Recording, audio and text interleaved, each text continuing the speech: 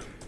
Por la intervención del asambleísta Becibel Mendoza, destacó que la norma busca proteger los derechos de los usuarios y consumidores. Remitirá los aportes técnicos en este primer debate. En estos momentos interviene el asambleísta Luis Fernando Molina. Me permito realizar 4 aportes que son fundamentales. Creo que dentro de esta ley, en un primer momento, hace falta legislar precisamente de un tema que es común en este momento en nuestra realidad, y es el tema de lo que tiene que ver con el comercio electrónico.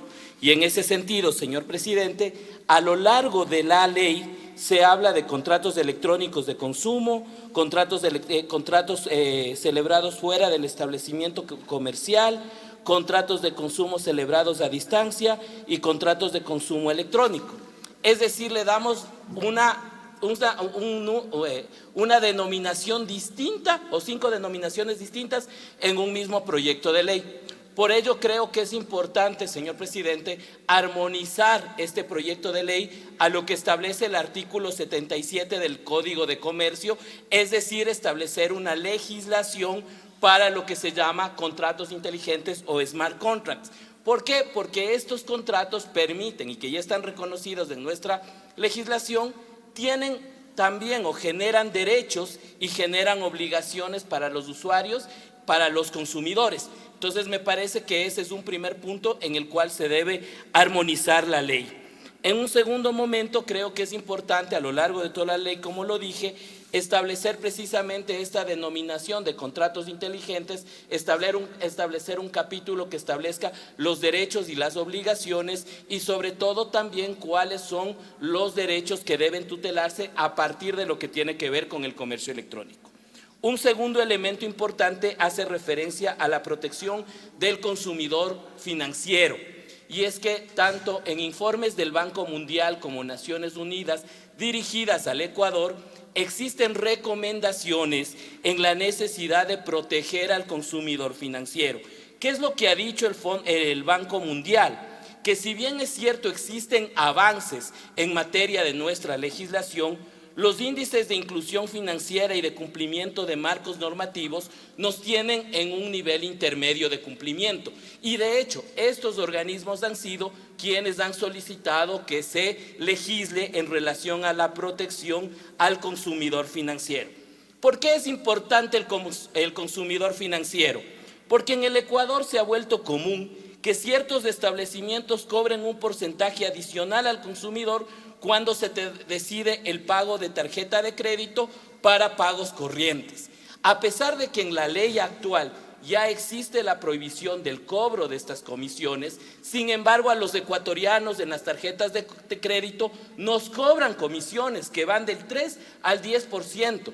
Y necesitamos mecanismos de regulación al sistema financiero para evitar que esta práctica ilegal termine afectando a los usuarios. Y creo que eso es fundamental. ¿Por qué? Porque establece una doble carga financiera, existe falta de transparencia, el sistema financiero no da una explicación de por qué aplican estas comisiones si existe una prohibición legal, y sobre todo también necesitamos avanzar en el acceso hacia los medios digitales, es decir, hacia lo que se denomina la bancarización en el Ecuador, que tiene un porcentaje por demás bajo.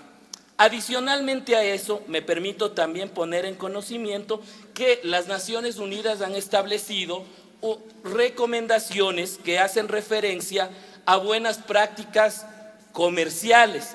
Es decir, en lo que se refiere al comercio electrónico, necesitamos nosotros proteger no solo a los consumidores, sino también a los proveedores digitales. Y eso tiene que ver con las plataformas que tenemos. Aquí los colegas legisladores han hablado de la regulación en el costo de los pasajes aéreos, pero también los pasajes aéreos se compran o se adquieren hoy día a través de plataformas digitales. Y esas plataformas digitales deben tener una regulación y también deben tener mecanismos que tutelen los derechos de los consumidores.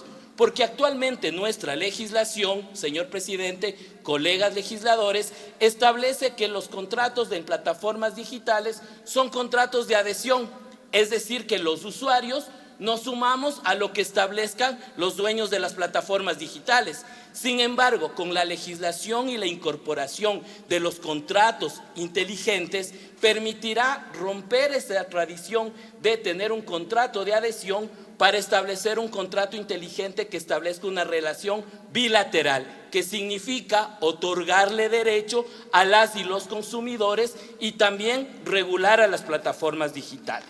Creo que eso es importante y adicionalmente también en relación a ello, ¿qué es lo que nos ha dicho Naciones Unidas?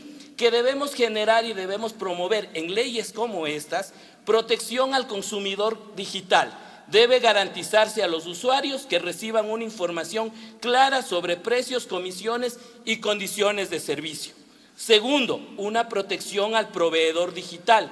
La normativa debe incluir salvaguardas para proveedores frente a contracargos abusivos, reclamos injustificados e incluso fraude digital. Y un tema que me parece muy importante es que hay una herramienta jurídica que tradicionalmente permite una solución alternativa de conflictos y es el proceso de la mediación.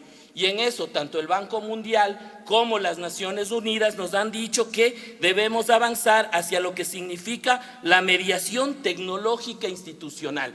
Es decir, estos parámetros internacionales que tiene que ver con comercio electrónico, que tiene que ver con contratos inteligentes y que tiene que ver con buenas prácticas, recomendaciones de Banco Mundial y Naciones Unidas, me parece que deben ser incorporadas. Quiero finalizar, colegas legisladores, estableciendo estos como elementos y preocupaciones. ¿Por qué? Porque en el Código de Comercio única y exclusivamente tenemos la definición del contrato inteligente, pero creo que es la oportunidad de incorporar en esta ley un capítulo de derechos y obligaciones, de perfeccionamiento de estos contratos y sobre todo de la regulación tanto a las plataformas digitales como a lo que se ha denominado también como la protección a lo que tiene que ver con el sistema financiero y lo que significan los consumidores financieros. Estos aportes que lo he hecho a través de esta ponencia se los he hecho llegar también por escrito a la señora presidenta de la comisión y conforme establece la ley se establecerá también la propuesta de articulado para que sean observados en estos estándares que lo que hacen es ponernos también a la vanguardia internacional en la protección de los derechos de los usuarios y consumidores. Mi palabra, señor presidente, señoras y señores legisladores.